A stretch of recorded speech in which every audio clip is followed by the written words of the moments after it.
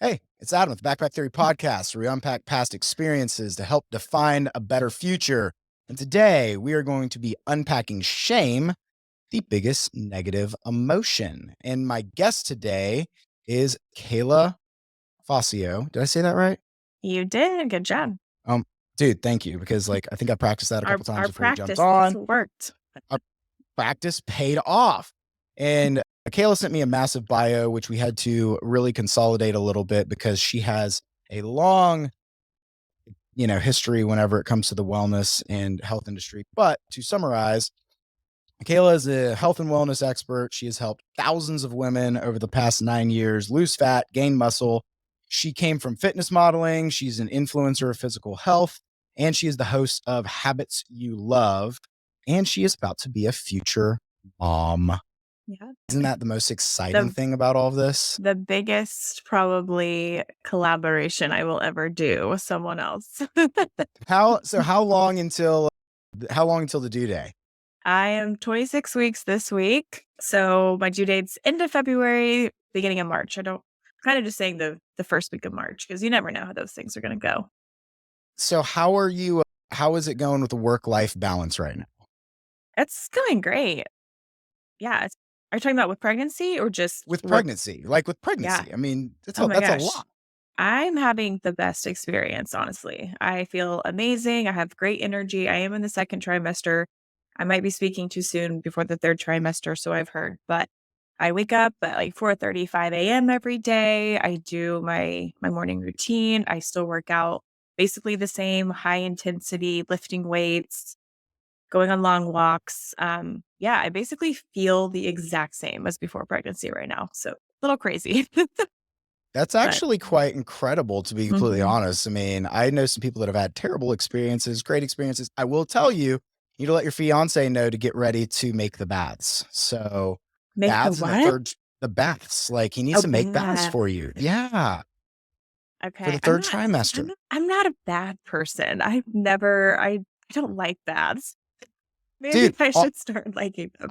I just know quite a few people that have gone through the third trimester and they've said baths like really, really help whenever it comes to like the aches and pains and like the awkwardness and like floating. Okay. And so I'm Yeah. just throwing it out there, like just throwing it Uh, out there. yeah, if it comes to that, I will definitely take advantage, but right now I have 0 aches and pain. So we'll see. Hopefully that lasts as long as possible. That is an incredible experience. Do you feel like the industry you're in attributes to that at all? Like, because you've stayed active, you've stayed healthy, like during this process? Oh, definitely. I definitely the fact that I've been so active and eat healthy already, I think that has a big contribution to the way it's going right now. Just everything is perfect, everything's healthy, I'm healthy. Yeah, it's just gonna be a weird 9 months of 10 months of just this getting bigger and then having to try to work it off after I'm done. But I think everyone has told me it's because you're so active, you've been active, you should have an easy birth, praying to God, and get right back to it. So There you go. Dude, that's awesome. Positivity. I know that I personally, uh, yes. coming up on this Thursday, I'm going to have to lose a food baby, but I think that's probably a little bit easier than actually losing, it's a little different. So, I real will say quick. I'm glad I am oh, sorry. No, no, no, no, no. What were you gonna say? I'm glad I'm pregnant during all the holidays, Thanksgiving, Christmas. I get like all the excuse to gorge myself, Just enjoy basically. it. Enjoy it Yeah. all the turkey. Or do you have a dish that you're gonna make for Thanksgiving that is your like special dish? I really am not good at cooking or baking at all, and I hardly ever contribute to Thanksgiving. I just show up and eat what everyone else is making. I love the fact that you have no shame in saying No that. shame. I No love it. shame. So I kind of describe what exactly you do. Why don't you tell us what your description and roundabout about what you do right now in your life? Like how would you describe that? Yeah, I describe it as living out my experience and passion. So I do primarily do my podcast right now. Take on very few select one-on-one clients for the, losing weight, the fat loss, the muscle gain. the lifestyle change that people want. So up until about a little over a year ago, I was doing that still full time. So I would probably have 10 to 20 clients at a time.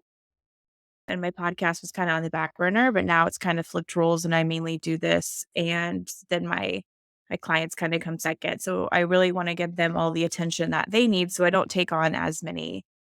And the podcast is really just my passion project. It's incredible how I don't know if you've experienced this, but when you have a podcast, it's like you meet all these people just come into your life and you're like, you should be on my podcast. And so I really have, like you said in the beginning, I release an episode a week and it's usually with a guest because I either meet someone here locally or it's a referral or I'll have people reach out to me via social media to be on the podcast. So that's really my true passions right now is just talking, which is amazing to get paid to talk about, your own life experiences and hopefully to grow the podcast.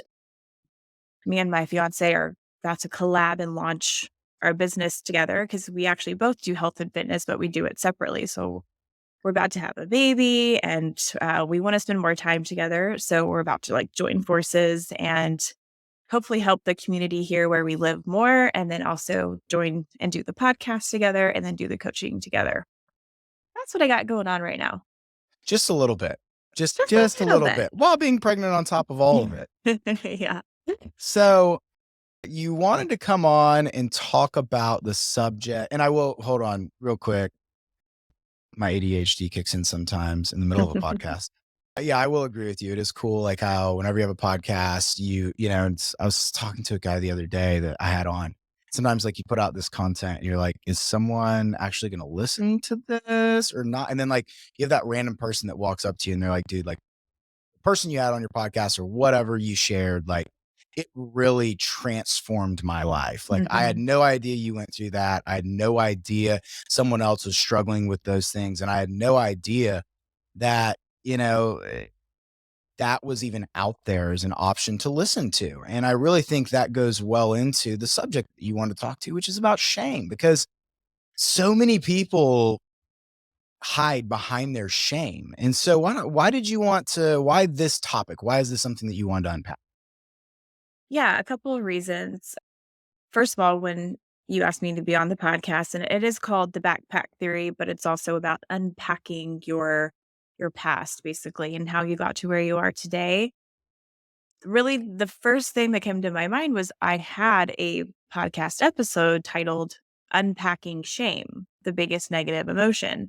And unpack, that word is something that I very commonly use on a day-to-day basis almost. If I'm talking about anything with healing or a healing journey or, inner healing you may need, so many of us walk around with so much baggage that if we just stop to unpack it all, clean it up and operate from a open, empty space, we would all be much better off. So I think just some bullet points of a couple of reasons why I wanted to talk about it is, and we'll get to each one of these separately, but shame is, like you said, the biggest negative emotion that people really don't know about. On the scale of a level of human consciousness, it's the lowest on the frequency spectrum, which we'll get into.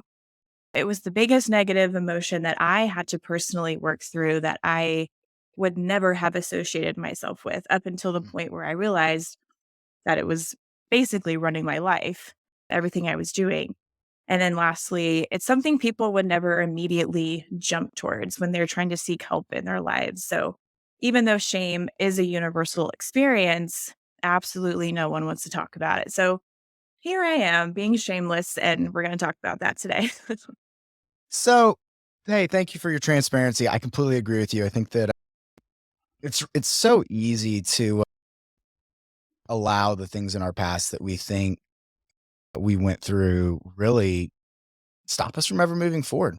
Mm, If you study the brain, you've got the three different segments of how exactly it communicates from like your reptilian brain to your processor to your frontal lobe. And so many times if in that processing area that your hard drive, if you will, if you got a bunch of shame and stuff that's stuck in there, it can actually cause that to shrink and cause you to react based off of emotions because you're not processing through it because it's literally holding you back. And I think that in our society today as well, everybody's worried about putting this good face forward and worried about not having any shame or it's just it's so easy to do that. So growing up, how exact let's unpack this a little bit about, I mean, I know you said it's, there's three different bullet points you want to get to, but like growing up, was this something that was talked about in your household? I mean, how did you grow up? And I mean, what were some things maybe that attributed to where you're at now?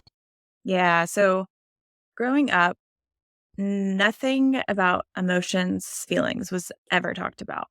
And I'm sure this is just a generational thing. I feel like now coming up in our generation, it is more mainstream and it is more talked about. But I think my parents and older, this is really new information to them that they were never able to express, or even it wasn't a common thing to be like, oh, I have trauma. Oh, I go to therapy. Oh, I'm working through this. And like, I'm vulnerable. And so unfortunately, my parents did not have that themselves, so they were not able to relay that onto their children. So I have 3 siblings.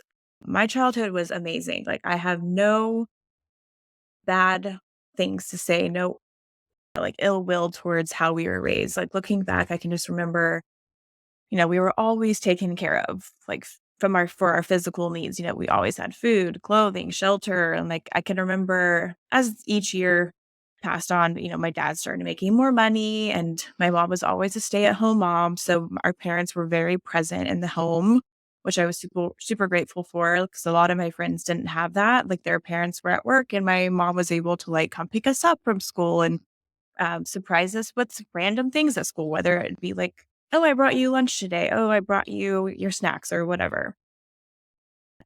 And so I always remember that definitely stood out to me, that like, oh, my dad is an entrepreneur and he's very present. He was never traveling. My mom was a stay-at-home mom, and they were both very present. But as I got older and into my late 20s, I realized that, wow, they did provide for us and they did take care of us physically, but on an emotional level, they did not provide us with any of like the life tools that you actually need when life hits you, real life hits you, right? When you actually go through things. So yeah, my childhood was great. I loved high school. I will say, due um a lot of what they call it, I guess, helicopter mom issues, and just overbearing and overprotective, perfectionistic mother. I did start to rebel in my teenage years because I just felt like I was being so controlled and not given the space to express my feelings or know what my feelings or emotions were. So I started to rebel a lot in my teens and into my early 20s. And then I kind of calmed down after that. And, I kind of, I kind of, my relationship with my parents was very spotty after all that, because they were just like, why are you acting like this? And trying to correct my behavior and not understand why I was making the decisions I was making. And so after that, after I kind of finally calmed down, we were close again and all that. But yeah, and so I think just like the purpose of your podcast is just like, I had so much built up emotions and feelings that I did not know how to handle into my mid 20s. And then I went through a lot of personal trauma in my mid 20s. And that's when I kind of hit a rock bottom, and I knew I had to start dealing with everything that I had went through. And so once you kind of crack open that case, it's a never-ending journey. It's something's always going to come up. So I may have started with one thing that I needed to work on, but then kind of when I got that under control, it was very much like, oh, here's another thing. And this is why I'm like this. And this is why I do this. And this is why my relationships go this way. So here we are. I've learned so much in the last 4 years of starting my healing journey, and that's what I really like to relay to other people through my podcast. I love that. I think of as you talk about your childhood, we had very similar childhoods growing up. Very, very similar. My parents, I was homeschooled all the way up until my junior year. My dad was an entrepreneur. We Mhm. never went without. My parents instilled a lot of very good principles in my life. Like my dad made me buy my first car from him and put it on Mhm. a payment plan. He didn't just give it to me. Same thing with my siblings.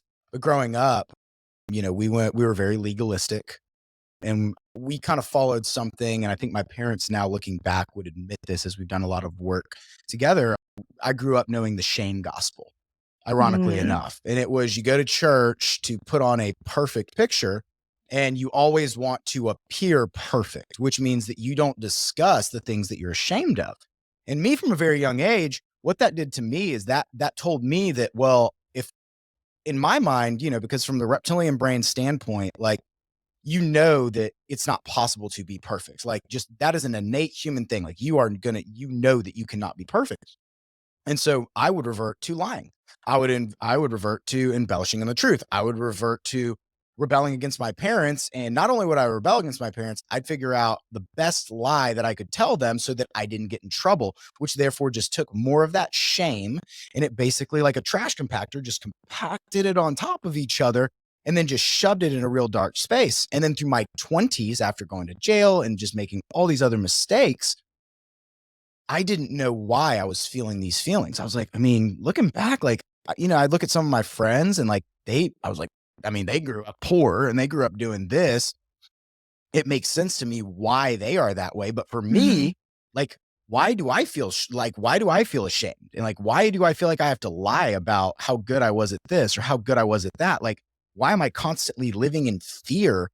And, as I got older, more and more, and I think the first concept of the backpack theory was I started realizing, oh my God, there's a lot of baggage there. And right now, the way that I'm reacting is fully connected to something in my childhood. And I really started unpacking that. And that's, especially over the last 2, 3, 4 years, like I've really started seeing myself take ownership over those things and and healing comes from conversations like this, Mhm, right? Like, mhm. because you said that, and I do want to jump into this because I think a lot of people in our generation have a hard time connecting with their parents because of those things. And you start recognizing those.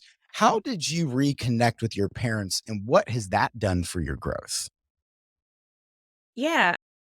Let's reconnected with my parents probably was in my early 20s when I got into a serious relationship, and it was, we're from the Bible Belt, so it was one of those, like, timeline things of, like, "Okay, I graduated college, I'm in a serious relationship, I should probably get engaged, and I should probably get married." And my parents, they were always there for me. They were never the kind that were gonna be like, "You're never allowed, we're disowning you." It was always like they were there. Yet it did have to kind of be my choice to kind of go back and rekindle the relationship, but I honestly don't really remember a specific time where it was like a huge monumental, like, "Welcome back, Kayla." But I think just, over time, as I matured, I wanted to be with my parents for some reason. Like, I went to their house almost every single day and like in Mm. college just to stop by, say hi. And we really had a good relationship. When I was 24 is when really the world, our family's world got turned upside down. And again, this is a whole nother episode, but now that I'm doing so much research on shame and vulnerability, I really think that had a lot to do with this situation. But that's just my perspective and opinion. But my What parents happened? in 2014, Yeah. when I was 24. Yeah. So my dad out of nowhere, he just really started to come down with like a weird mental illness. January 2014, he just got super depressed. He called us in for like a family meeting. It was just like, I've just been in this dark cloud. I feel like there's a dark cloud over me. He very much related it to being a spiritual battle. He was like, I just felt like I'm in a spiritual battle right now. And he couldn't sleep. He barely slept. He looked like a zombie walking around the house. But I will say at this point in time, my parents were empty nesters. And from going from having 4 kids and my mom, all she knew to do was be a stay at home mom. Like she didn't know her identity in the world, I don't think, unless it was being a mom and being a wife. So from my perspective, it was very much my dad is really not doing well mentally, can barely function, can't run his business, just going through crazy things. He went into mental hospitals like something our family had never experienced before, just being a normal middle class family and our family being, kind of the like everyone wanted to come to our house. It was like our doors always open, friends were always over.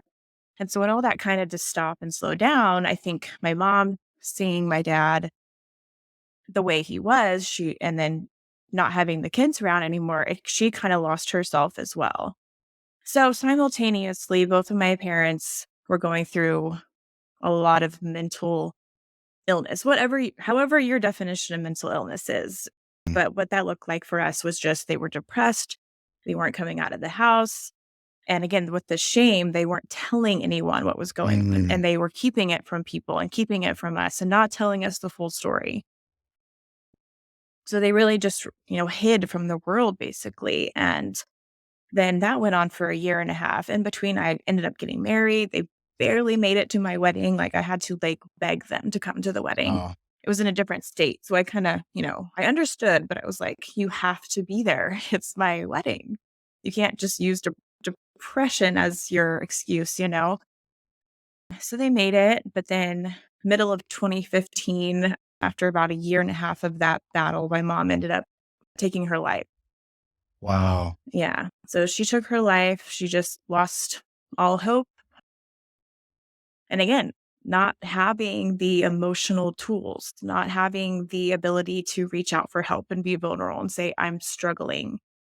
That was very much something they both kept inside to themselves. So even to this day, again, my personal opinion is like my dad has never truly dealt with anything up until that point. After that point, he didn't grieve very well. He really wasn't there for us. Like we've never had a conversation about my mom, which is crazy to me. Like we've never sat down and been like, how does everyone feel about this? Like, how did you feel? How do you feel? We all have to have different feelings about it. So anyway, to sum up the question is, I did rekindle that relationship, lost my mom, and then my relationship with my dad has kind of since fallen off just because I feel like I've gone down this journey of I call it reparenting myself, but which is a term, reparenting, because I'm like, you guys didn't do the work that I need. So now I'm responsible for going back and doing everything that you didn't give me. And so yeah, so that's where I am now with my dad. I mean, we're not horrible, but we're not close and just doing the work of everything that I had to go through that. Dude, well, hey, thank you for being so vulnerable and sharing that story. I know that whenever it comes to situations like that, you tell the story over and over again, you, in a weird way, relive it. And so, that really takes a part of someone to be able to share a story like that. And, it's really, really hard whenever it comes to you see someone that you care about, you see someone hurting and they just won't talk about it. I mean, Mhm. there's the 988 hotline that is always out there. If anybody's listening to this episode and you ever feel like you are in a position to where you don't know if you can move forward or you don't know if you can do it anymore, like there are people there that do care. There are Mhm. people there that will listen. And the 988 hotline is just a tremendous tool just to have someone to talk to you about it because, people do care about you as a person. If you're listening to this, like you do matter, you do have a purpose, whether it looks bleak or not. It just starts with just pick up the phone and make that call. Mhm. And so thank you so much for sharing that because I have friends that have taken their own lives or have gone through situations like that or considered it. And it's never easy. It's a long healing process, and there's a lot there with your dad, which I'll be keeping him in my prayers because Mhm. it's a hard thing to hold on to because you have all these thoughts in your head of like, could I have done something different? Did I miss something? Could I have like corrected something in the situation? And that in itself can put you in another cage of shame. So I'll be praying for that situation that it has some kind of like resolve, and especially for Mhm. you and your dad, because that's got to be hard to live in that, especially Mhm. whenever you're about to have a kid and you're about to have your first grandkid and everything. So I'll be praying. And I will tell you that in my life, my relationship with my parents after having my daughter completely transformed. There's a lot there and it just changes people. So I'll be praying that that happens in your Thank situation. you. You're very, very Yeah, he's welcome. excited. I mean, it's definitely not one of those things where it's like, "Oh, I can't tell dad." Like, it's just Yeah, not the same I as it get it. was, and so you think back and you're like, "It kinda sucks," because Mhm. at one point it felt so good, and now it just feels different, but not bad. Healing can happen in anybody, and I truly believe in miracles, and I see it happen every single day in my life, and other people see it happen every day.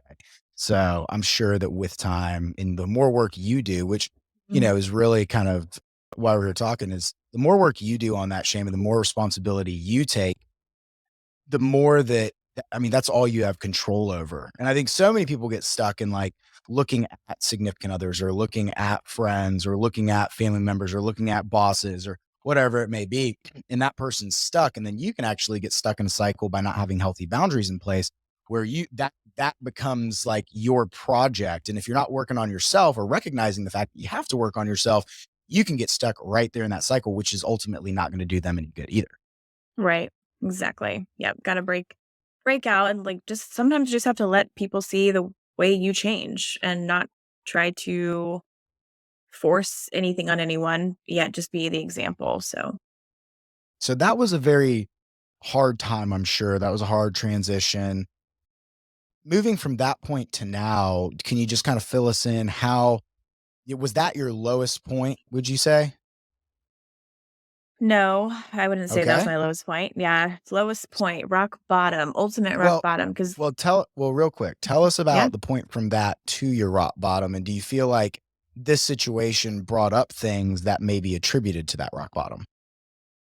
So, 2015, after mom, took her life, was when I just completely just disassociated. Like, I was just one of Mm, those people that was like, "You can't look weak, you can't cry, you can't show emotion, business as usual."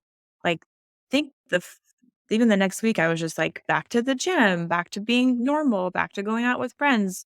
And so mine was very much a place of avoidance. Like, I had all these feelings looking back now, but in that moment, I wouldn't even recognize them as a feeling or emotion. Like, I didn't know what an emotion was until I was like 29, 28, 29. I was like, I don't know. I didn't know how to feel what I was feeling or what it even was. I just knew it was like either a physical feeling or like running thoughts, right? And so after that, honestly, it was just business as usual. I was married at the time. We started to kind of go on the rocks. Long That's a whole other story, but I'll just sum it up that way. We were just kind of grew apart from that. And then I ended up getting a divorce in 2017. mm. So 2014, shit hits the fan with my family. Deal with that for a year and a half. 2015, mom is gone. The family kind of splinters because none of us know how to sit down and be vulnerable and talk about what happened. So we kind of splinter off, you know, kind of here and there where we're hanging out and doing whatever. But I think it was just such a delicate time. And so it's almost like you don't want to be around the people that are involved because it's like, oh, if we're around each other, we have to talk about it. So I think that kind of splintered us a little bit. And then 2017, like again, actually all of 2016, we were separated on and off. Like I would live with a friend. I actually lived with my dad for a little bit. We Oh, were on and off separated. And then 2017, finally got divorced. And then I moved to California at the end of 2017 because I was so smart. And I was like, if I just move across the country and no one knows who I am, I can be a whole another person. I can have a whole new identity. No one will ask me about my family. No one will ask me about my divorce, running from shame, basically. Let's leave the shame in Oklahoma and I'll move to California and I'll start a whole new life. it'll just So that disappear. was Click of the heels. It'll be gone. exactly, exactly. So 2017, 2018, I, being just naive and vulnerable and going through a lot of trauma, which at the time I didn't know I was. I got trauma bonded. If anyone is familiar with the term, trauma bonded with a person who was not great in a relationship. So fell Do into you a mind toxic relationship. Do you mind just what is your definition of trauma bond? Because that's something that a lot of people throw around. Just what is your understanding and definition of that before we move forward? I would say Yeah, I think it could be 2 people that both are trauma bonded together, or it could be 1 person. So for my case, it was very much like, really, I mean, I was going through so much trauma I didn't know was trauma.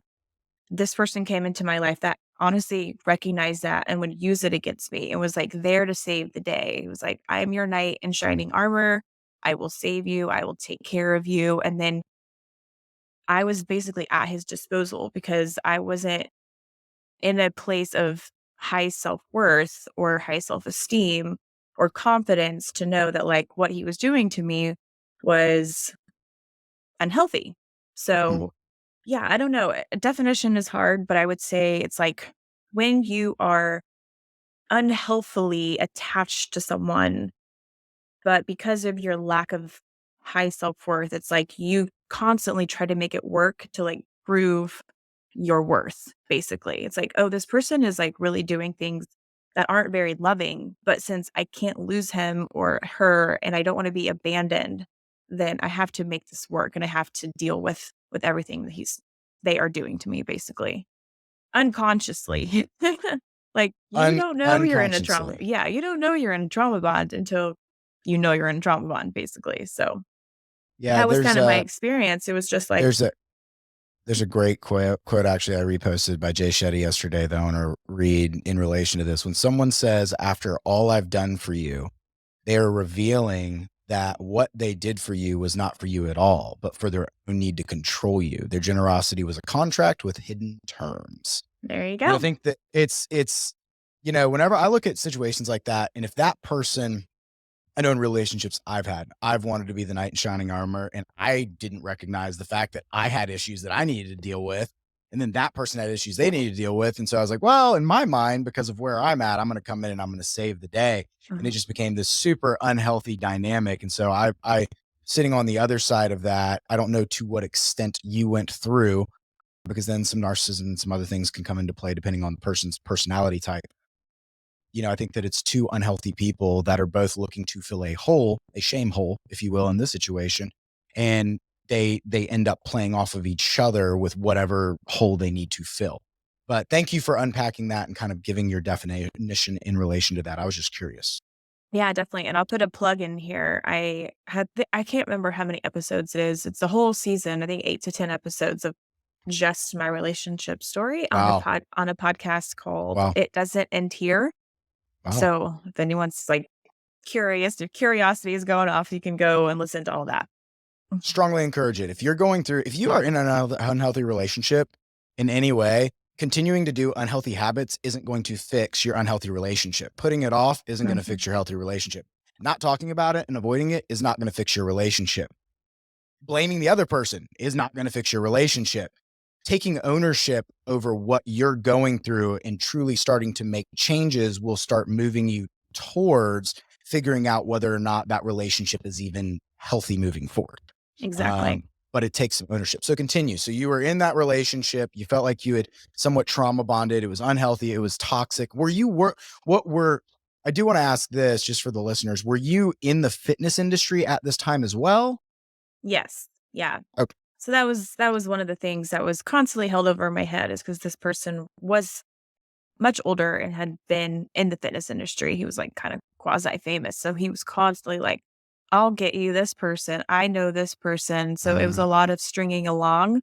Another term is, if you wanna know, is future faking, a lot of future faking of, like, "I will get you this, we'll do this, you're gonna do this," but really, in the end, that was just his way of being like, "I'm in control of you," and even if I wanted to do something, he made it about him. Like, he would wanna drive me to photo shoots and pick me up and just still was trying to control me in some way. So, anyway, I was trying to pursue fitness modeling. I had a couple really cool gigs, and I was just doing my coaching.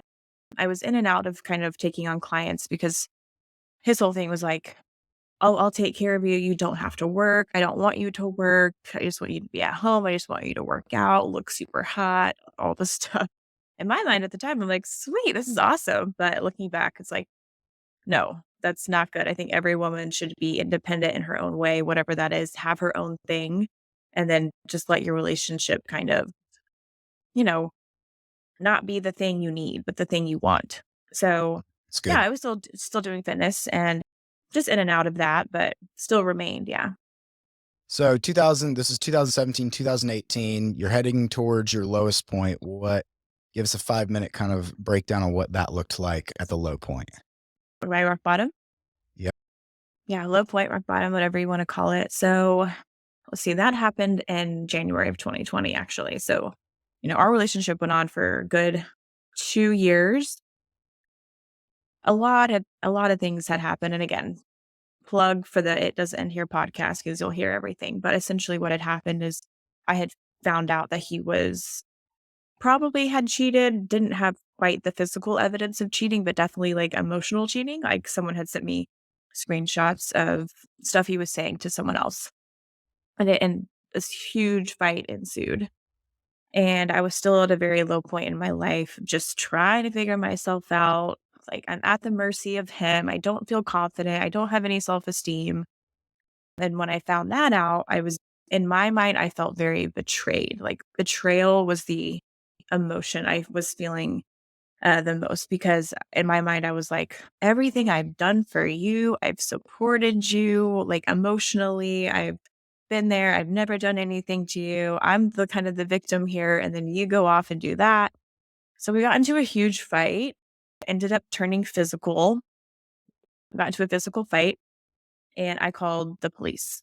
So I called the police to our $8 million beach home in LA 2 a.m. in the morning, blue and red lights going off, and I'm like, I'm basically numb at this point. Like, I call the police, but I'm like acting very much out Mm, of my body. Like it's like an out of mhm. body experience because I'm like, I just want this to end. Like, I don't know. I thought they were gonna come and save me and help me. I was thinking in my mind, maybe they'll like break it up and let me go to my friend's house down the street because I had a friend down the street. So they get there, they separate us. I'm outside, he's inside, and about 10-20 minutes goes by, and they pull me aside and they want me to put my dog inside because my dog's outside with me. And so they're like, let's go put your dog inside and we'll talk some more. So I put the dog inside, and as soon as I close the door, they spin me around and they put me under arrest. Wow. Yeah. So I got arrested that night for domestic, which is crazy to me because I was like 130 pounds. My ex is like 230 pounds. And I'm like, what the heck could he have said or done in there in that amount of time to make it look like I was the one that was like beating up this dude? So that was definitely my lowest point. I mean, I was in jail for like 8 hours before getting bailed out. But I Wow. just remember being like, and granted, it wasn't like, uh, it wasn't, the jail was like a nice jail. It was, I don't know. It's hard to explain. I don't know if any jail is nice, I but mean, yeah. it's not like Oklahoma County Jail, basically. So, I'm sitting there and I'm just like, I'm just at my lowest point, at my lowest.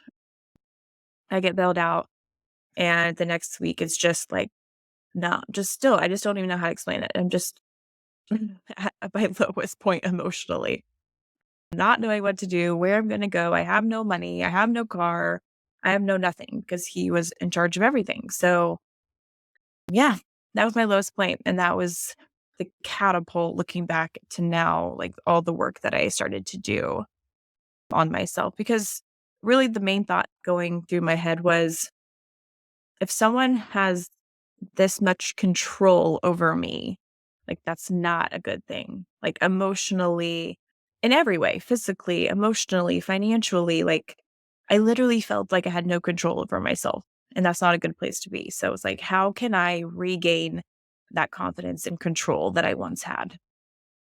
And that's such a dude, and it's so as as we're about to hit the catapult, as you will, it's so crazy to me how in life, those moments of just how did I get here? Those moments where Mhm. it's like all the hope's lost.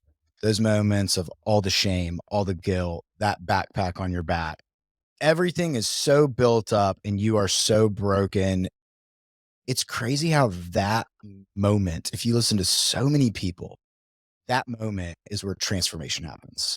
Mhm. It is a choice. It's a choice, and that's the interesting thing, and that's what a lot of people I think miss. We were talking off camera, like, where the spiritual and the physical kind of intersect. Like, at that point, it is a choice. I don't want to do this anymore. I want to make changes and I want to move forward. So give us a fast forward mode so that we can, get to your points. Like, what was the next? That was in 2020. So we're 3 years removed. And now you've literally got it. You go from that point to now you have a podcast talking about this stuff. I'm sure you're in the process of writing books and everything else. You're helping people. You're becoming empowered. You're having a child. You have a fiance.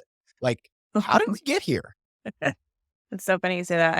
I did a speech recently and I almost titled it "How Did I Get Here?" And that was gonna be like my whole thing, but I didn't do that. But yeah, gosh. Oof, when you're in those moments, it feels like you're never gonna get out, first of all. But I promise you, if you just take it day by day, little by little, one of my favorite quotes is little by little, a little becomes a lot. So you really just have to start with the little. To to sum up 2020 is my biggest year of change between January and moving out of California in September.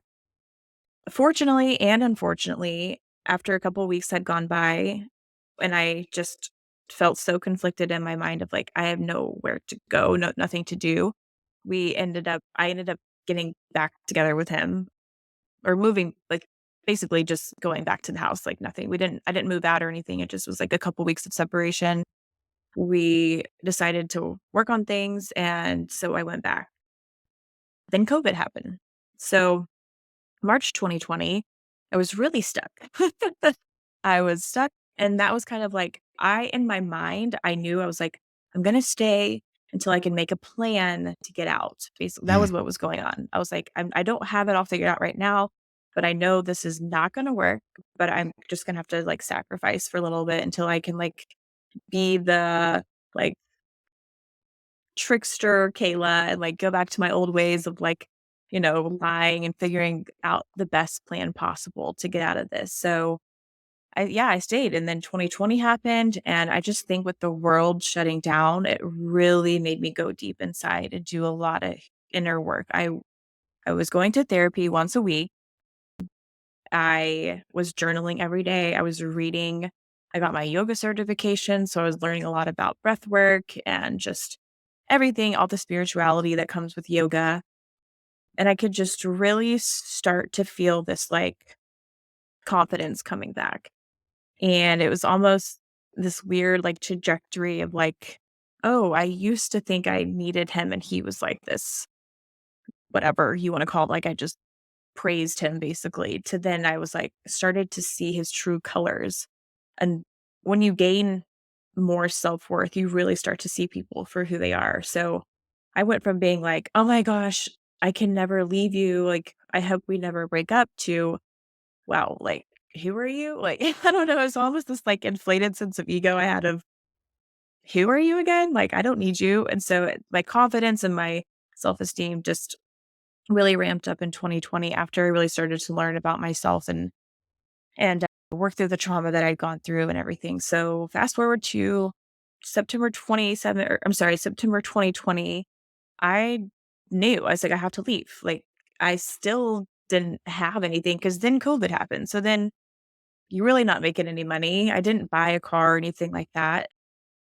And my grandma was just like, you can come here. Like you can get away. You can start fresh. You can come here. So I had a one-way ticket to Florida. I had my dog, a couple suitcases, and I knew that I just had to get out.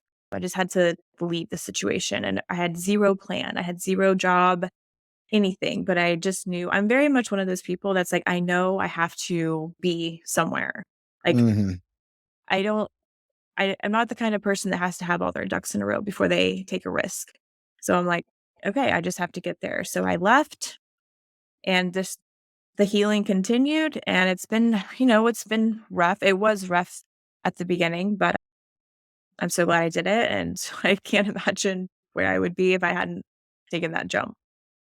Dude, it's so cool because, like, I heard one of my buddies is going through this really crazy, like, business venture, and one of his partners said, "Sometimes you gotta jump out of your plane and then figure out the parachute later." Like, Hmm. you just Yep. just gotta figure it out. Just That's, gotta figure it out on the way down. that's my life motto. I'm just like, let's jump in the safety net. We'll be there when we get down there.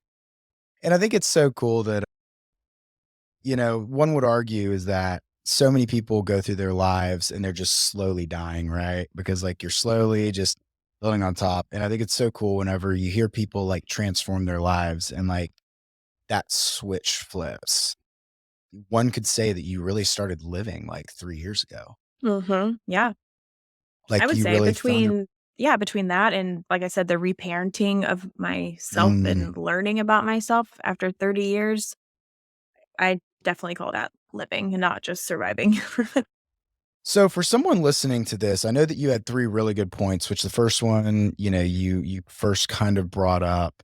But why don't you go through those 3 points for us really now? So, like, if someone's watching this and they're like, "How do I make that transformation?" Like, what are some points? I know that you had 3 key things. Why don't you go over those for us real quick? Yeah, definitely. I want to get to those. So the first one I mentioned was this the level of human consciousness. It's energy and frequency. And like I said, I'm not like a woo woo. I don't want to get too woo woo or scare anyone off, but I do believe that, you can only give out what you have inside, right?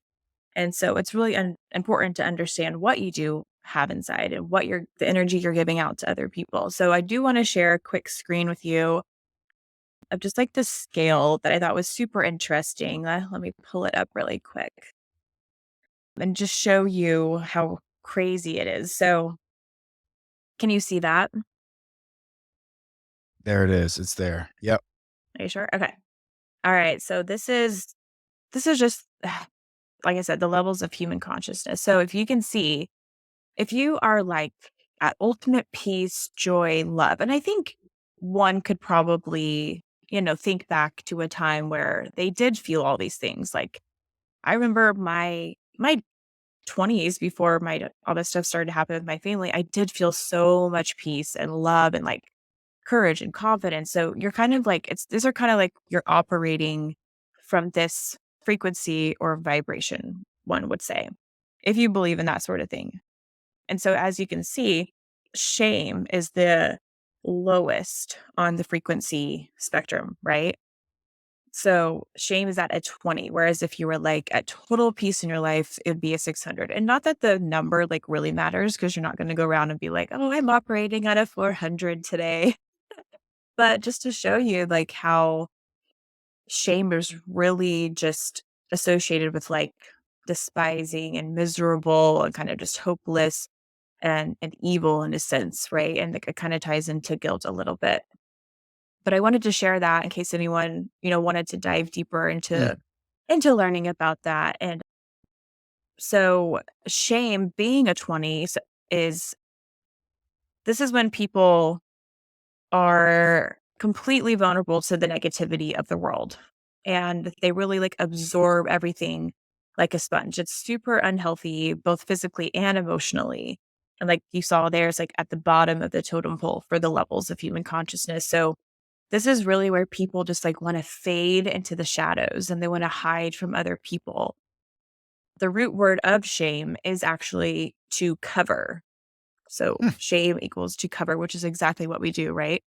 When we have feelings of shame and self loathing, whether it be over our choices or experiences. So that's really the first point that I wanted to make is just like when we're operating at a level of shame, like we are just going to give out and attract this like negative paranoia, like just self cruelty, self pity, self hate, all the things. I don't know if it's like someone is coming to your mind right now. If you can think of someone that's like, oh, I know someone that actually acts like that on a daily basis. Few.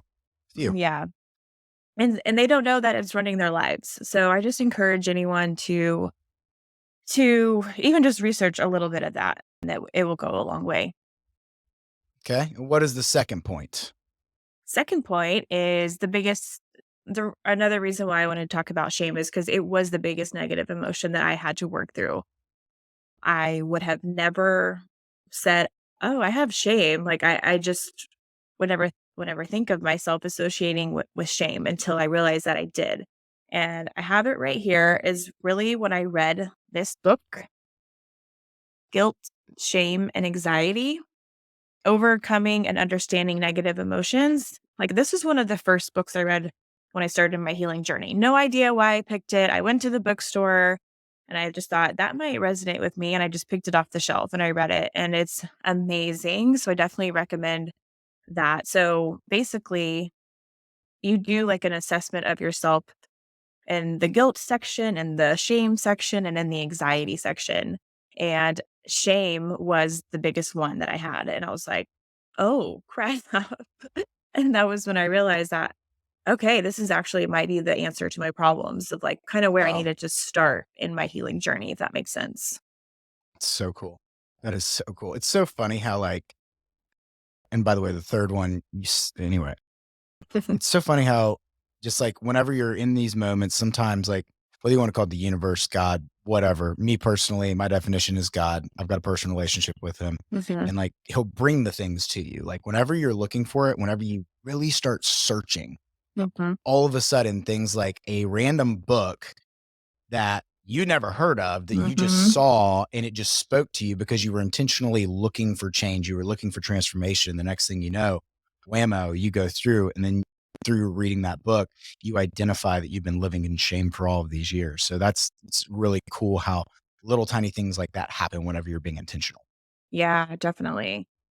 I was gonna try while I try to find this my scores here. Okay, so I had 13 of 20, examples of if you have shame or not. I had 13. I'll just read a few.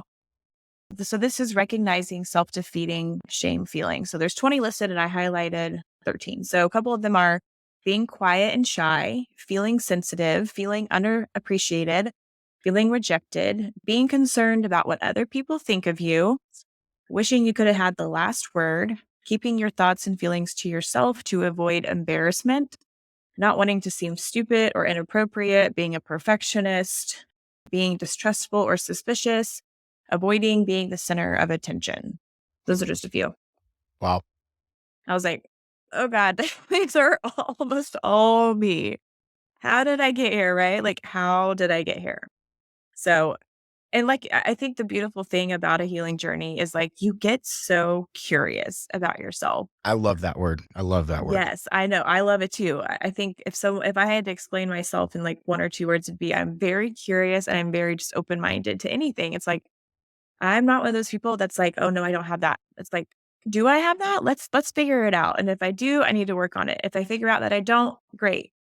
But I'm just it's a beautiful thing to just be curious about your own self for the rest of your life.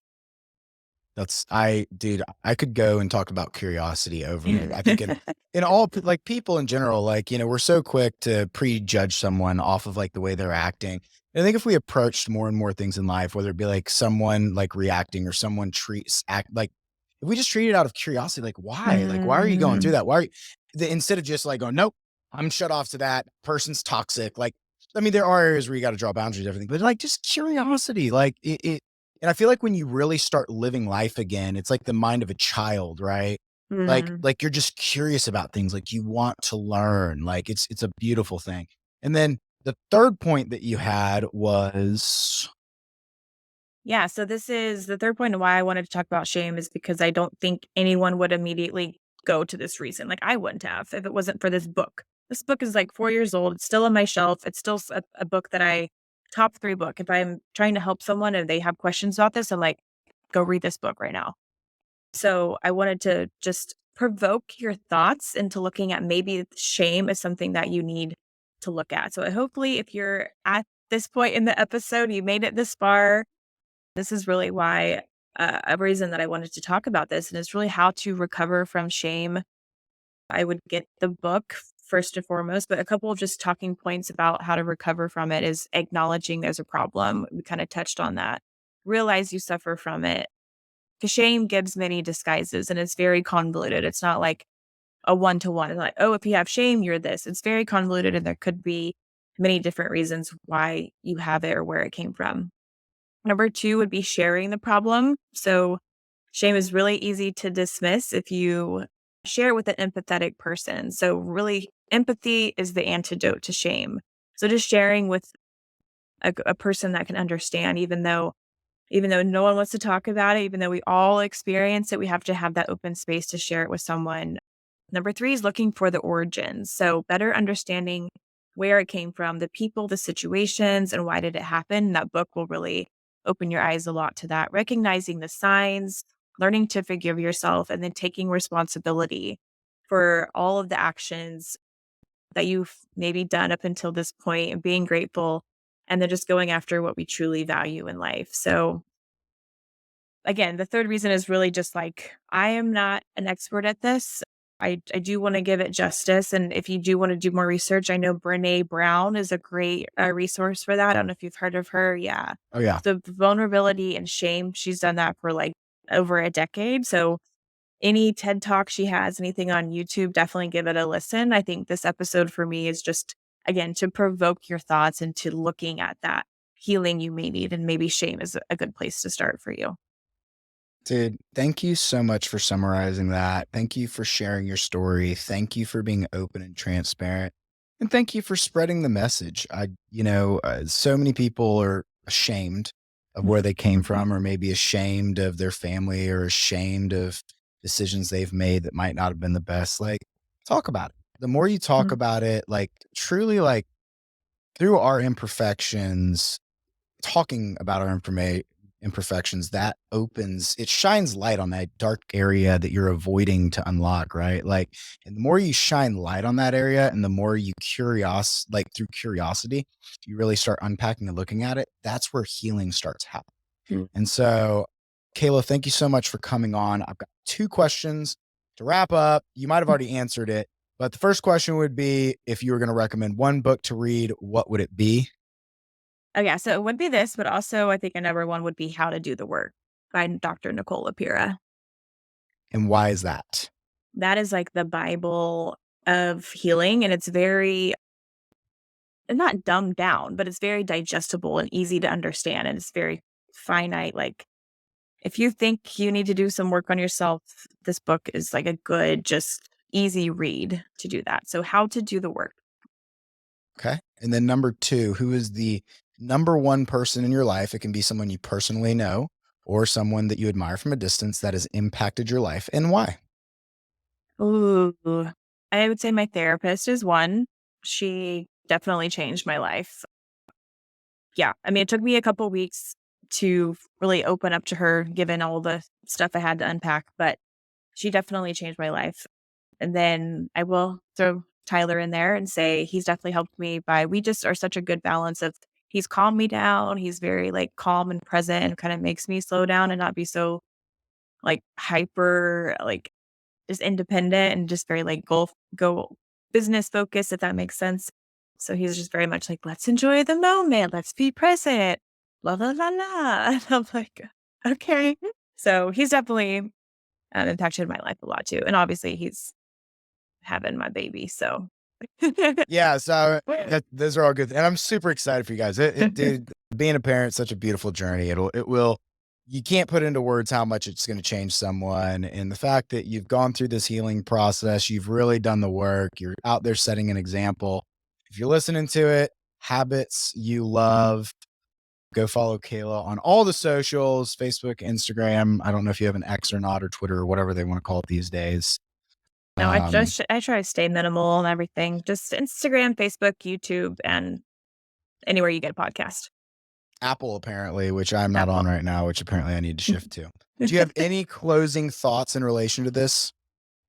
No, I just wanted to end with one sentence. It's super easy, but I just wanted to say the two most powerful words you can say when we're struggling is me too. So just not being afraid to say, me too. I struggle with that, or I'm struggling, and let's all just heal together. Thank you for saying that, because I too.